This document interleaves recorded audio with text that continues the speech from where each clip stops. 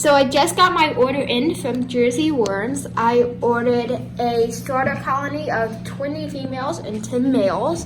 So I'm going to go ahead and open this.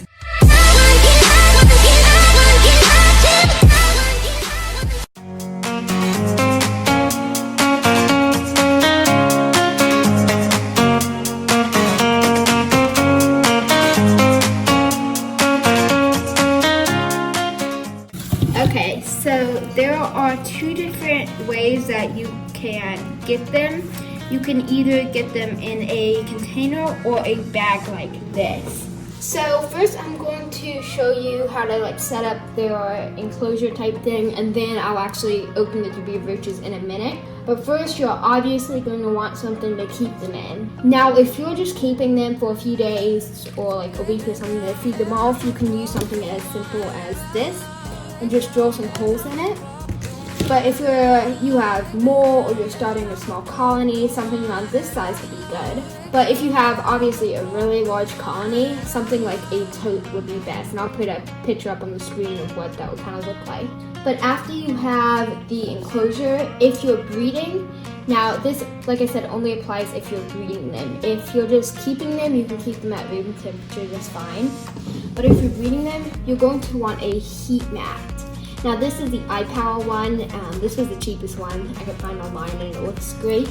I do not have a thermostat with this one. Now I explained in my 10 products every reptile owner should have video that thermostats are essential. You should always have a thermostat. But when it comes to insect breeding, you generally, if you're just starting a small colony, you generally don't want to buy a expensive thermostat. So you can get over this that way by putting the heat mat on the side. That way it won't cook them. But any other situation, I would always get a thermostat. But for this, it's okay if you don't have a thermostat and you just stick it on the side. So I'm gonna go ahead and plug this in. Okay, so I just took off the back, and I'm just going to stick it on the side right here. I just plugged it in, so it should be getting warm in a minute. But I just have it stuck on the side like this. I have it more lower down because my egg cartons are very high up, which I'll talk about in a minute. So the next thing you want to do after you have the heat source, if you are breeding, is put down some kind of base. Now, regular substrates don't tend to do that well with Dubia roaches because it's just a lot more cleaning and it's just a mess. But paper towels on the bottom make cleaning a lot easier than just having a regular substrate, and it just makes it easier. So I recommend putting down some kind of little paper towels like this. And then the next thing you're going to want to do is put something for them to hide under. And this is as simple as some egg cartons. I actually cut these because the original one, these were too big to fit in here alone, so I kind of cut them in half. But I'm just going to put these on the bottom.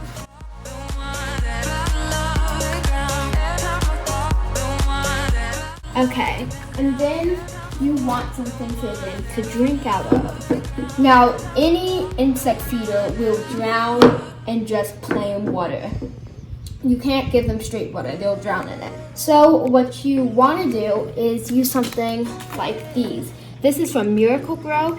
This is made to help plants grow, but it works as an excellent water source for insect feeders.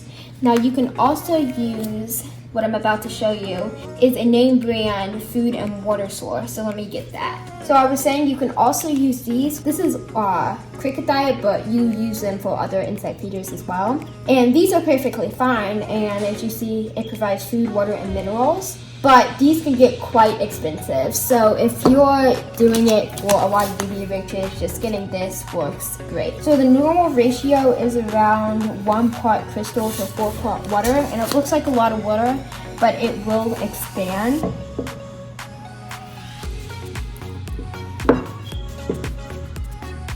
So just give this a minute and it will expand.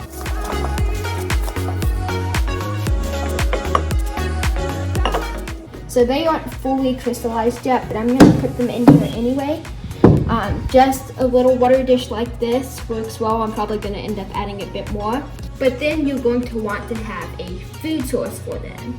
And like I said in the beginning, you can use stuff like these, which are the name brand diets for them.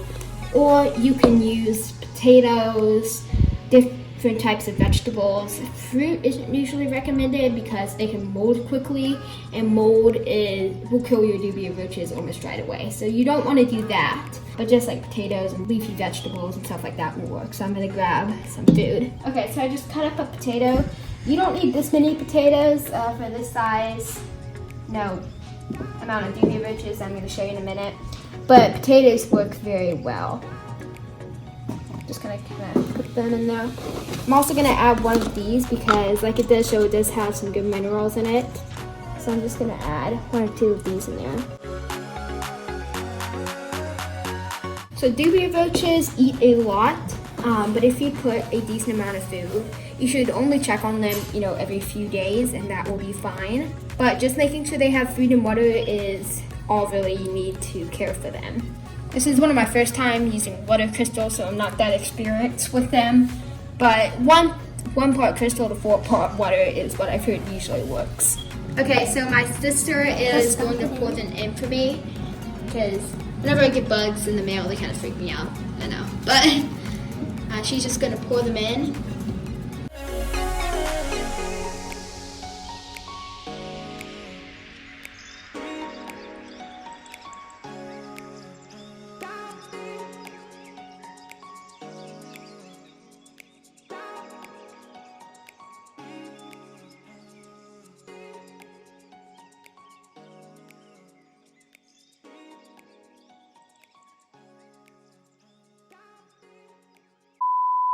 Fell.